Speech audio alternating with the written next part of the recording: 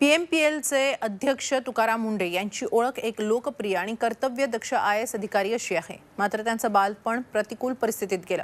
आपल्या मुलांनी शिकून नोकरी करावी अशी त्यांची आई आसराबाई यांची इच्छा होती. आपलं स्वप्न आपल्या मुलांनी पूर्ण केल्याचा आनंद आज त्यांच्या चेहऱ्यावर दिसतो. इथून पुढेही आपल्या मुलांनी अशीच सर्वसामान्यांची सेवा करत राहावं अशी इच्छा त्या व्यक्त करतात. त्यांच्याशी संवाद साधला आमच्या प्रतिनिधी अश्विनी पवार यांनी.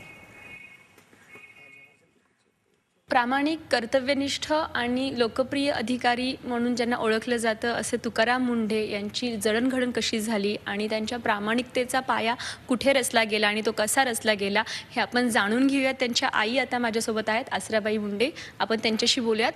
काय सांगाल, तुकाराम मुंढेंची लहानपणीची कशी वाटचाल होती? शाळेमध्ये असताना त्यांचं शिक्षण कसं झालं, काय सांगाल? त्याच्या आधी ते झाला थोरला झाला, मग हे बाप मेला. पोटात होता तरच बाप मेला. रडत मी म्हणे रडू नको तू, मी सांभाळते तुम्हाला कसं बी, मी बाप मीच माय मीच.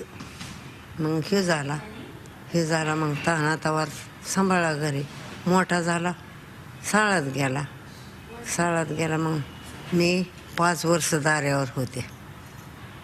5 वर्ष घरी येऊन आंघोळ्या घाली, कपडे घेऊन जाईन, नदीला धुवून तिकडंच जाईन, रानात दाऱ्यावर. ते लहान असताना तुम्हाला असं वाटलं होतं का की ते इतके मोठे अधिकारी होतील आणि आज ते इतके मोठे अधिकारी झालेत बघून काय वाटतं तुम्हाला? मला वाटतं कशी सांभाळू आणि कधी मोठी होते आलं. होत ते त्यानं सांभाळलं. मग त्यानं काय केलं, बाई तू शेतात जात जा, मी सांभाळतो, मी शिकवतो. तो करा मला म्हणायचा तो थोरला. मी शेतातलं करी काम आणि हे मग घरी अभ्यास करीत दोघंजण. तिकडून धावत पळत मायही धावत पळत यायची. ह्याने खाल्लं का नाही, ह्याने खाल्लं का नाही, ह्याने तर खाईत ओले तिने राही काही. आज इतके मोठे अधिकारी झालेले आहेत, तुमची दोन्ही मुलं लोकप्रिय झालेली आहेत, तर तुम्हाला काय वाटतं, त्यांची प्रगती बघून काय वाटतं? मला लय आनंद झाला, मोठा आनंद झाला.